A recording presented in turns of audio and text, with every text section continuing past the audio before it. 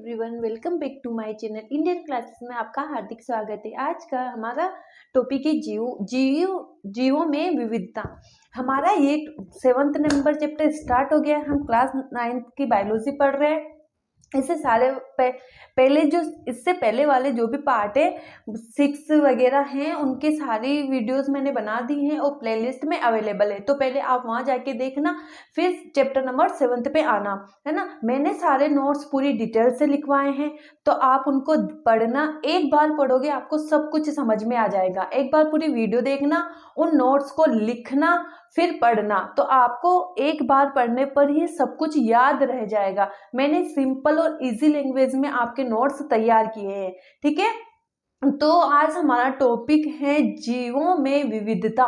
जीवों में विविधता का मतलब होता है जीवों में किस तरह के लक्षण या प्रकृति में विभिन्न प्रकार के जीव किन परिस्थितियों में, किन अनुकूल परिस्थितियों में उपस्थित होते हैं, या उनका आकार, उनका आधार, उनके खाने पीने का ढंग, रहन सहन का ढंग के आधार पर हम जीवों को वर्गीकृत करते हैं, ठीक है।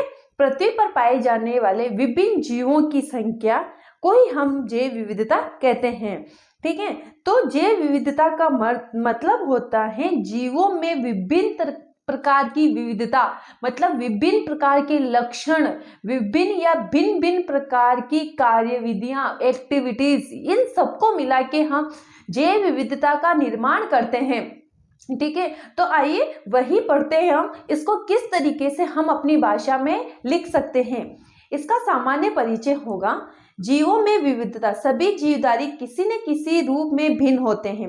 देखो, सभी जीवधारी, जो जीवधारी का मतलब होता है लिविंग सिस्टम, जो सजीव हैं, जो सभी सजीव हैं, सांस ले रहे हैं, चल रहे हैं, फिर रहे हैं, खा रहे हैं, पी रहे हैं, ये सभी जीवधारी हैं, ठीक है। किसी न किसी रूप में भिन्न है, कोई आवास के आधार पर, कोई आकार के आधार पर, या कोई विशाल वृक्ष जीवन काल के आधार पर। ऊर्जा ग्रहण करने की विधि के आधार पर जीवों में भिन्नता पाई जाती है। कोई आवास के आधार पर, है ना, कोई स्थलीय है, कोई जलीय, जैसे मेंढक है, जल में और स्थल में दोनों में रह सकता है, तो हम उसको उभयचर बोलेंगे, है ना।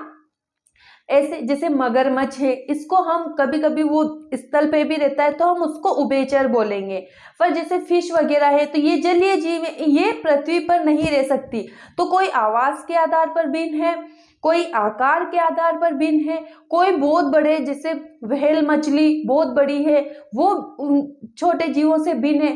तो इसी के आधार पर भिन्न भिन्न जीव अपने पर्यावरण में उपस्थित होते हैं, है ना।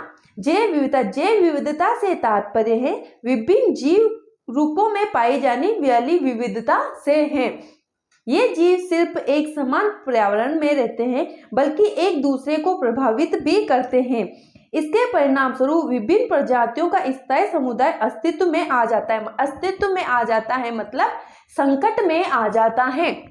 जैसे आपने खाद्य श्रृंखला पढ़ी होगी, जैसे सांप को अगर नेवला खाता है तो सांप छोटे जैसे मेंढक वगैरह को खाता है, तो अगर सांपों की संख्या बढ़ जाएगी तो मेंढक वगैरह जो हैं, जिन चीजों को सांप खाता है, उनका अस्तित्व खतरे में आ जाएगा।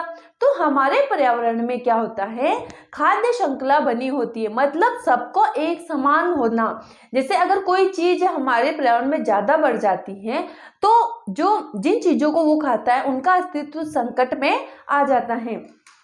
अब आता है वर्गीकरण। तो इनको जैव विविधता में या स्थल में जितने भी जीव पाए गए उनको अलग अलग कैटेगरी में रखा गया, उनके लक्षण के आधार पर।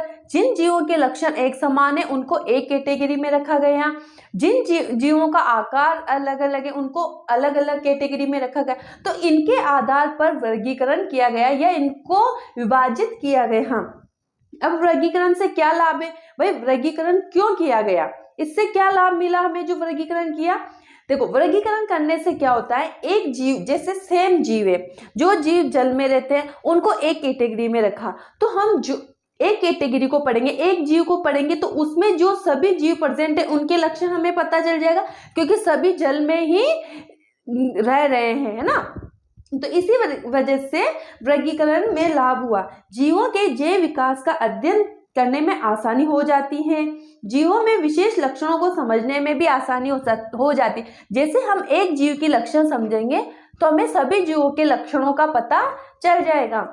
इससे जीवों को पहचानने में मदद मिलती है।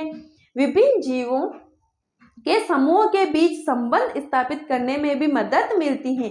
एक जीव के अध्ययन करने से उस समूह के सभी जीवों के बारे में पता चल जाता है। ये वर्गीकरण का लाभ बहुत इंपॉर्टेंट है, ये पेपर में पूछा जाता है। अब आता है किस आधार पर वर्गीकृत किया गया है। किस आधार पर वर्गीकरण किया गया है? जीवों में उपस्थित उनकी समानताओं के आधार पर एक समूह बनाया जाता है और विभिन्नताओं के आधार पर उन्हें अलग रखा जाता है। जो जीव समान लक्षण के हैं उन्हें एक समूह बनाया गया और जो जीवों के लक्षण उस समूह में नहीं मिलते उनको अलग रखा गया, है ना। ओके, अब आता है जीवों के वर्गीकरण का सबसे पहला आधारभूत लक्षण जीवों की कोशिकीय संरचना और कार्य। कोशिकीय संरचना, हमारा शरीर कोशिकाओं का बना होता है, ये हमें सबको पता है कि हमारे शरीर की संरचनात्मक और क्रियात्मक इकाई क्या है? कोशिका है। तो कोशिका भी दो प्रकार, एक कोशिकीय जीव और बहुकोशिकीय जीव। एक कोशिकीय जीव वो होते हैं जिनमें सिंगल कोशिका प्रेजेंट होती है और बहुकोशिकीय जीव वो होते हैं जिनमें एक से अधिक कोशिकाएं प्रेजेंट होती है। तो वर्गीकरण में क्या किया गया? एक कोशिकीय जीवों को अलग रखा गया और बहुकोशिकीय जीवों को अलग अलग रखा गया। ठीक है, तो उनकी संरचना और कौन सी कोशिका, जैसे एक कोशिकीय जीव में एक ही कोशिका प्रेजेंट होती है और वही कोशिका सांस लेने का भी कार्य करती है, उत्सर्जन का कार्य भी करती है, संवेदना का कार्य भी करती है। तो उसके शरीर में एक ही कोशिकाओं से सभी कार्य किए जा रहे हैं। लेकिन बहुकोशिकीय जीवों में क्या होता है? अलग अलग कोशिकाओं के कार्य अलग अलग होते हैं, सभी कार्य के लिए अलग अलग कोशिकाएं होती, एक कोशिका एक ही कार्य करती है। तो इसके आधार पर भी जीवों को वर्गीकृत किया गया। उसके बाद जैसे एक कोशिकीय और बहुकोशिकीय जीव, फिर कोशिका भित्ति वाले जीव और कोशिका भित्ति रहित वाले जीव, जिनमें कोशिका भित्ति प्रेजेंट होती है और जिनके केंद्र के चारों ओर कोशिका भित्ति होती है। ये कोशिका भित्ति कहाँ होती है? केंद्र के चारों ओर प्रेजेंट होती है। एक कोशिकीय जीवों में कोशिका भित्ति नहीं होती, तो इनका केंद्र कोशिका द्रव्य में बिखरा हुआ होता है, इसीलिए सुनिश्चित नहीं कर पाते कि इनमें केंद्र प्रेजेंट है या नहीं है। बहुकोशिकीय जीवों में कोशिका भित्ति पाई जाती, एक निश्चित जगह पर केंद्रक पाया जाता है, उसके चारों ओर साइटोप्लाज्म होता है और साइटोप्लाज्म के बाहर कोशिका भित्ति पाई जाती है। फिर प्रकाश संश्लेषण करने वाले जीव या प्रकाश संश्लेषण नहीं करने वाले जीवों को भी अलग अलग रखा गया। वर्गीकरण और जैव विकास, सभी जीवधारियों को उनकी शारीरिक संरचना और कार्य के आधार पर पहचाना जाना है और उनका वर्गीकरण किया जाता है। शारीरिक बनावट में कुछ लक्षण अन्य लक्षणों की तुलना में ज्यादा परिवर्तन लाते हैं, इसमें समय को भी महत्वपूर्ण भूमिका दी जाती है। मूल लक्षण, शरीर की बनावट के दौरान जो लक्षण दिखाई पड़ते हैं उन्हें हम मूल लक्षण के रूप में माना जाता है। जैव विकास क्या है? इस पे भी पूछा जाता है, ये क्वेश्चन बहुत ही ज्यादा पूछा जाता है। अब तक जीवों में जो भी निरंतर परिवर्तन हुए वे सभी परिवर्तन उस प्रक्रिया के कारण हुए जो उनके बेहतर जीवन के लिए आवश्यक हैं। जैसे मैं बोलूं जिराफ की गर्दन पहले छोटी थी, लेकिन जब उनका खाना पीना या छोटे पेड़ पौधे तेजी से कटते गए तो उनके पेड़ पौधे खाने के लिए नहीं बचे, तो उन्होंने क्या किया कि पेड़ ऊंचे कर करके बड़े पेड़ों की पत्तियों को खाना शुरू किया। तो उनके अकॉर्डिंग ही उनके आगे के पेड़ लंबे हो गए और गर्दन भी लंबी हो गई। तो वो जैव विकास के अंतर्गत ही माना जाएगा, क्योंकि उनके शरीर के अकॉर्डिंग या उनके खान पीन के अकॉर्डिंग उनका शरीर भी उसी तरीके से व्यवस्थित हो गया।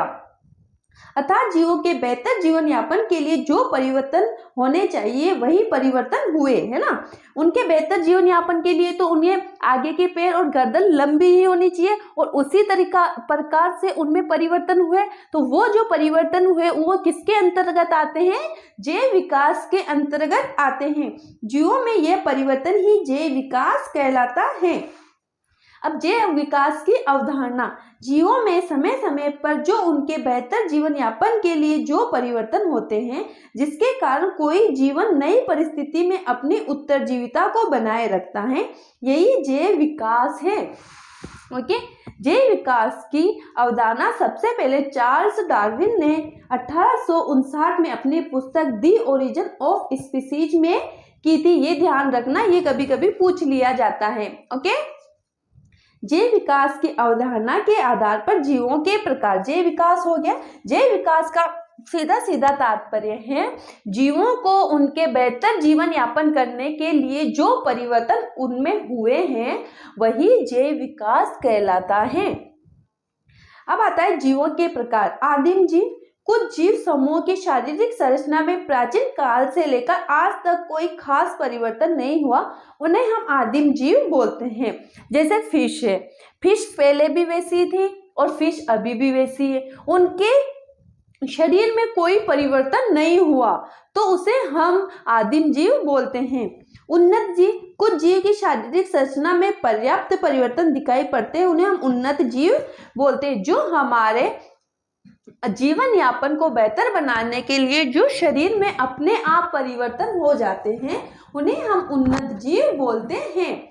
वर्गीकरण समूह की पदानुक्रमित संरचना, ये किसने दी थी? अस्टर्ट हेंगल ने 1854 में व रॉबर्ट विक्टर ने 1959 और कोल बोस नामक ने 1977 नामक वैज्ञानिकों ने सारे सजीवों को जगत किंगडम नामक बड़े वर्गों में रखा। जो भी सजीव है, इन वैज्ञानिकों ने क्या किया, जो भी सजीव है, जो गति कर रहे हैं, जो भोजन कर रहे हैं, उत्सर्जन कर रहे हैं, सभी जीवों को एक जगत किंगडम में रखा, बड़े वर्गों में विभाजित करने का प्रयास किया। तो उन्होंने कुल 6 या 7 वर्ग बनाए। सबसे पहले बनाया जाति, एक ही जाति के जीवों को एक जगह रखा। फिर जाति, बहुत सारी जाति मिलकर बनाती है वंश, फिर वंश मिलकर कुल का निर्माण करते हैं, कुल मिलकर गण का निर्माण करते हैं यानी ऑर्डर का, गण मिलकर क्लास का निर्माण करते हैं और सभी क्लासें मिल जाती हैं तो उसे हम किंगडम कहते हैं। सभी क्लासें मतलब सभी सजीव जब एक जगह इकट्ठे हो जाते हैं तो उन्हें हम किंगडम या जगत बोलते हैं। इन सबको आगे हम डिटेल में पढ़ने वाले हैं। विक्टर द्वारा प्रस्तुत जीवों को 5 जगत में विभाजित किया गया। ये सबसे इंपॉर्टेंट क्वेश्चन, 5 जीवों को 5 जगत में विभाजित किसने किया? विक्टर नामक वैज्ञानिकों ने किया और 1959 में किया। ये कौन कौन से हैं? मोनेरा, प्रोस्टिटा, फंजाई, प्लांटी और एनिमिलिया। इन 5 जगत में इन्होंने वर्गीकृत किया और इनको हम पूरी डिटेल से पढ़ने वाले हैं, लेकिन अभी नहीं, हम पार्ट 2 में इन सबको पूरी डिटेल्स में पढ़ने वाले हैं। तब तक आप पार्ट 1 देखना, इसके नोट्स बनाना। अगर वीडियो अच्छी लगी तो वीडियो को लाइक करना है, शेयर करना है और कमेंट जरूर करना है और चैनल को सब्सक्राइब करना है। आपको सारे वीडियोस मिल जाएंगे। Thank you.